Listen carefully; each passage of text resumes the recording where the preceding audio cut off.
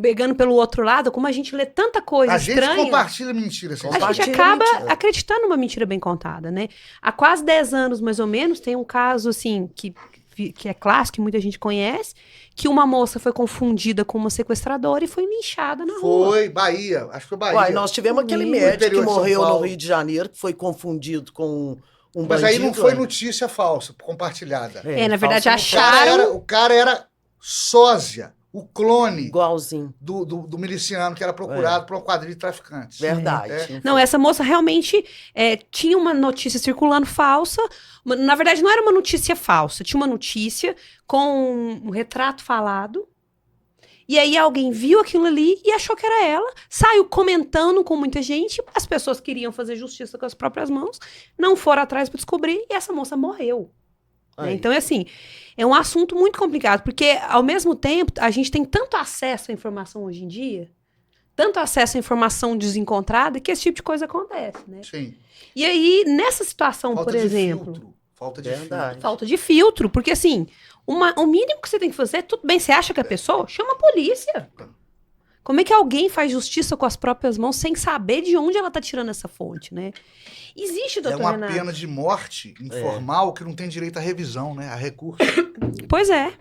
E hoje, essas pessoas que fizeram isso, será que estão presas? Como é que Não. o que a lei faz ali nesse caso? Vou lhe dizer que não devem ter nem remorso. Olha que absurdo. Não devem ter nem remorso. Porque a ignorância blinda a gente. A pessoa consegue, sendo ignorante, não enxergar os seus defeitos.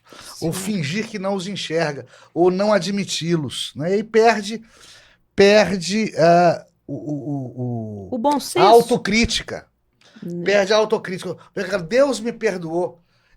Deus perdoa muito fácil. Nossa Senhora. Deus, para esse pessoal, é amigo imaginário. E quando ainda fala Deus é que quis, né? Deus é que quis. Pior ainda. E aí, por exemplo, uma coisa que eu fico escandalizada. Como é que alguém tira uma foto de um acidente de moto, de carro, e passa para todo mundo? Marília Mendonça, tiraram foto dela morta. Os Mamonas, lembra, doutor Renato? Eles divulgaram. O que foi feito do cara que tirou as fotos da Marília Mendonça morta? Aquilo era foto de perícia. Pois é, como é que vazou isso e foi divulgado? E o povo compartilhou. Nuvem. Você pode ser um servidor público correto, honesto, competente. Você salvou no seu celular. Para depois jogar num processo que corre em segredo de justiça. Quando você salva no celular, vai para uma nuvem. Sim. Aí... Se alguém invadir a nuvem... Mas nesse caso, não foi isso que aconteceu.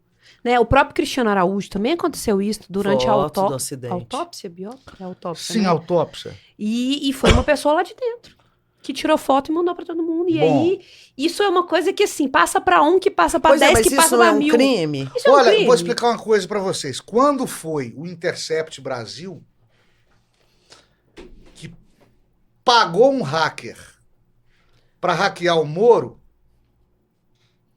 e a divulgação das conversas do Moro na já famosa Vaza Jato, as divulgações da conversa do Moro foram para a mídia pelo Intercept Brasil, e que o Ministério Público quis processar e prender o hacker, quis tirar do ar o Intercept Brasil, quis prender o dono do Intercept Brasil. O ministro Gilmar Mendes falou que aquilo não era crime, que aquilo era exercício da liberdade de imprensa. Ah, tá. Olha pra você ver.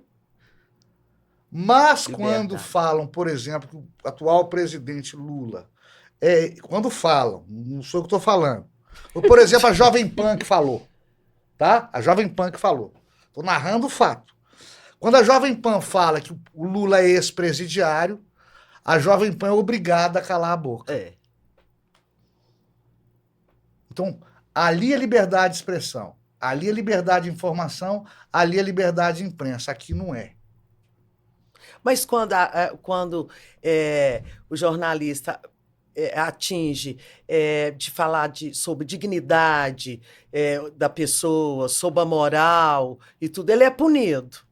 Mas eu acho que aí não pode mesmo, não.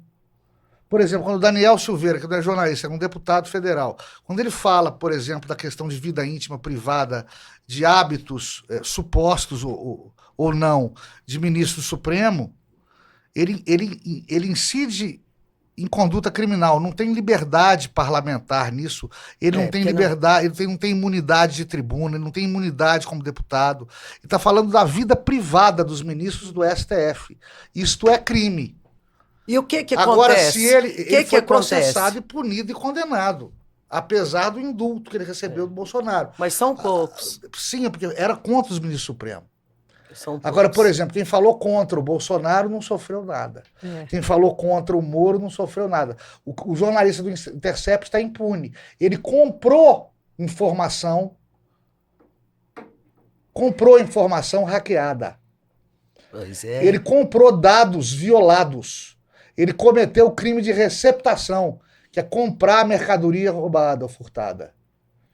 Aí é diferente. E o Gilmar Mendes falou que isso não é crime, isso é exercício da profissão de jornalista. Tá entendendo onde é que a porca torce o rabo? Quando você para de exigir formação acadêmica, você coloca todo mundo, todo jornalista, entre aspas ou sem aspas, na mesma vala comum sórdida, desrespeitada, e, no entanto, cada vez mais necessária.